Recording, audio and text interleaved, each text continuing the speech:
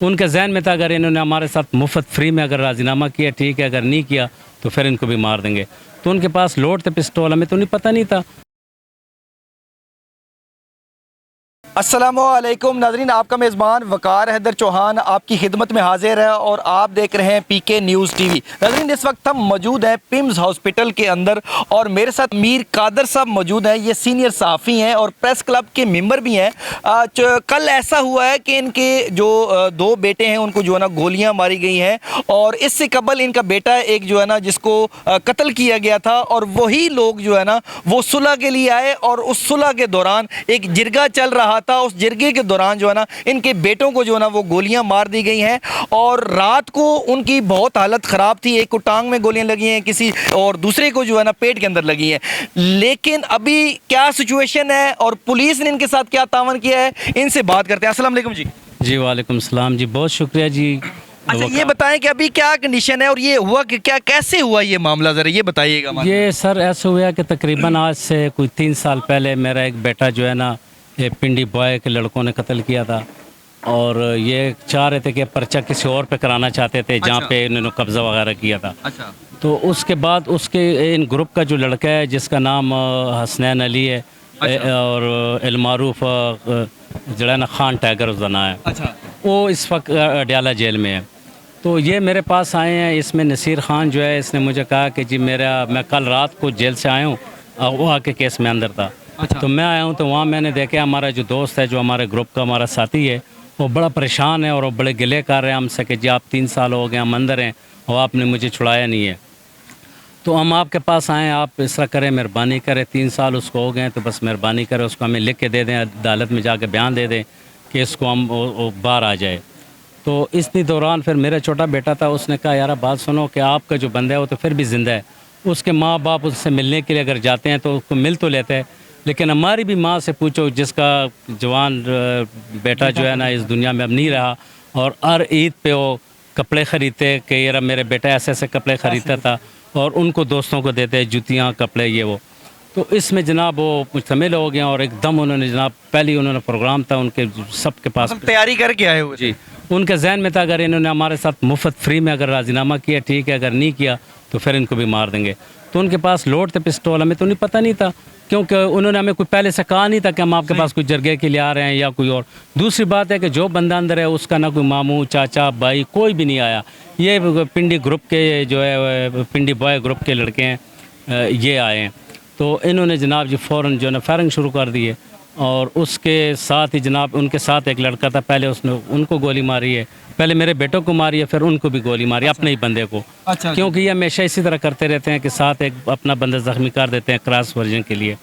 تو وہ کرنے کی کوشش کی لیکن اس دوران میں وہ بھاگ گئے. اچھا یہ بتائیں کہ اس کے بعد آپ ہاسپٹل آئے تو میں نے دیکھا، چونکہ میں بھی ادھر ہی تھا، تو مجھے یہ بتائیں کہ کیوں لیٹ کیوں ہو رہا ہے آپریشن؟ بہت جو ہے نا وہ لیٹ کیا گیا تھا، کیا وجوہات تھیں؟ کیا آپ سے پیسے مانگے جا رہے تھے؟ جی سر، پہلے جب ہم آئے ہیں تو ہمارے بیٹے جو اسی طرح انہوں نے چرپائی میں بیٹھے تھے اور اس میں بیڈ پہ، تو نہ تو کوئی کمرہ تھا اور کافی دیر جو ہے نا وہاں پہ بیٹھے رہے.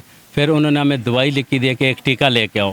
وہ جب میں نے ٹیکہ لینے کے لیے ایک لڑکے کو بھیجا تو میں نے اس کو 500 روپے دیے. میں نے کہا چلو چھوٹا ٹیکہ ہوگا 400-500 کا ہوگا. وہ واپس آیا کہہ رہا ہے جی 5,500 روپے کا ٹیکہ ہے، 5,700 کا. پھر میں نے اس کو پیسے بھجوائے ہیں تو وہ ٹیکہ لے کے آئے. پھر جب وہ لے کے آئے تو پھر کہتے ہیں جی کہ 2 ٹیکے اور لے آؤ کیونکہ گولیاں جو جتنی لگیں دوسرے بیٹے کو بھی. پھر میں نے جناب ان کو پیسے دیے 5,700 روپے کا ایک ٹیکہ آیا. اس کے بعد پھر جناب ڈاکٹر نے کہا جی کہ ہم آپ کو سامان لکھ کے دیتے ہیں، اگر آپ لے کے آتے ہیں تو ٹھیک ہے، نہیں تو ہم اگر منگوا لیں تو ان کو آپ پیمنٹ کر دیں. میں نے کہا چلو، میں پریشانی کی حالت میں تھا، میں نے کہا پتہ نہیں کہاں سے ملے گی، کیا مسئلہ ہوگا. یہاں پہ بھی کوئی ایسا اسٹور وغیرہ نہیں تھا. اچھا مجھے یہ بتائیں کہ لیٹ کی کیا وجوہات تھیں؟ مثال کے طور پہ انہوں نے جیسا کہ مجھے کچھ پتہ چلا کہ وہ پیسے کی ڈیمانڈ کر رہے ہیں، جتنے پیسے ہوں گے تو ہم شروع کریں گے آپریشن. انہوں نے یہی کہا نا کہ پیسے. پھر میں نے کہا جی دوائی کتنی کا آئے گی؟ کہتے ہیں 10-12 ہزار روپے کا آئے گی. میں نے کہا چلو منگوا لو، کیونکہ پہلے مجھے پتہ چلا کہ ایک ٹیکہ جو ہے نا 5,700 کا ہے. وہ جب لے کے آئے تو 24,000 روپے کا بل اس نے مجھے پکڑایا. اچھا مجھے یہ بتائیے گا کہ پولیس جو ہے وہ موقع پر بھی آئی تھی، تو وہ آپ کے ساتھ کوآپریٹ کر رہی ہے پولیس؟ جی اس ٹائم تک تو کوآپریٹ کر رہی ہے، लेकिन अभी तक कोई बंदा गिरफ्तार नहीं हुआ। अच्छा, तो अब आगे देखेंगे कि क्या हो रहा है, अगर कोई गिरफ्तारी होती है। FIR आपकी हो गई है? जी, FIR तो अभी आप जो SSP भी आए थे, तो क्या उन्होंने आपको क्या यकीन दहानी करवाई है? जी, SP साहब आए थे, उन्होंने मुझे कहा था कि अगर आपके साथ किसी को पुलिस वाले कोई आप समझते हैं कि ये आपका काम नहीं करते हैं या आपके साथ कोई टरकायु कोशिश कर रहे हैं, तो आप मुझे फ़ोन लाजमी करें और मुझे बताएं, इंशाल्लाह उसके आपको अंदर दहशतगर्दी की दफात तो लगनी चाहिए। घर में आके घर में घुस के उन लोगों ने मारा है, तो दहशतगर्दी की दफात लगवानी चाहिए थी। बिल्कुल लगनी चाहिए थी मेरे ख्याल में, तो मैंने कहा लग जाएगी, लेकिन उन्होंने इस वक्त जो है ना 324 का जो है ना वो सिर्फ FIR काटी है।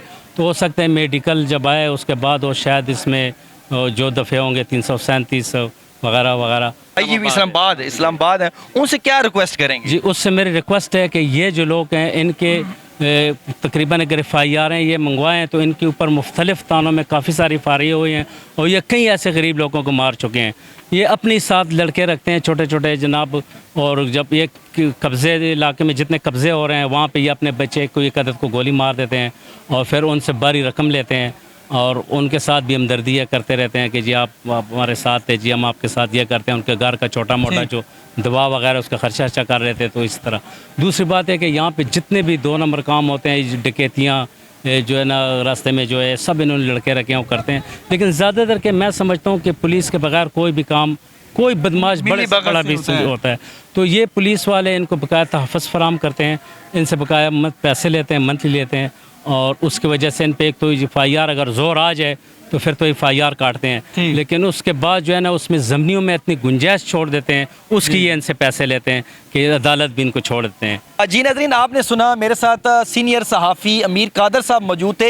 इनका कहना ये है कि जो मेरा जो बेटा था उसको 3 साल कबल जो है ना वो कत्ल कर दिया गया, और वही लोग जो है ना बार बार जो है ना वो सुलह के लिए दबाव डाल रहे थे। और जब वो हमारे घर सुलह के लिए आए और वहाँ पे एक जिरगा जो है ना मुनक्किद हुआ, जिरगे के दौरान जो है ना वो लोग जो है ना बाकायदा पूरी तैयारी के साथ आए थे। उन लोगों ने जो है ना उस जिरगे के दौरान तल्ख कलामी पर जो है ना अंधाधुन फायरिंग की, जिससे मेरे 2 बेटे जो है ना शदीद ज़ख्मी हुए। उनका कहना ये है कि जो IG इस्लामाबाद है वह जो दीगर ज़िम्मेदारान हैं उनसे मेरी गुजारिश है कि खुदारा इन लोगों ने पहले मेरा एक बेटा जो है ना वो उसको कत्ल किया, उसके बाद हमारे पूरे घर को वो कत्ल करने के जो है ना दर पे हैं। और ये जो ज़िम्मेदारान हैं इनसे गुजारिश है कि खुदारा मुझे इंसाफ मुहैया किया जाए, ताकि आइंदा कोई भी जो है ना कोई भी लोग ऐसे जो हैं वो ऐसा कदम ना उठाएं और इन लोगों को कैफरे किरदार तक ज़रूर पहुंचाया जाए। इसी के साथ आपने मेज़बान वकार हैदर चौहान को इजाज़त दीजिए।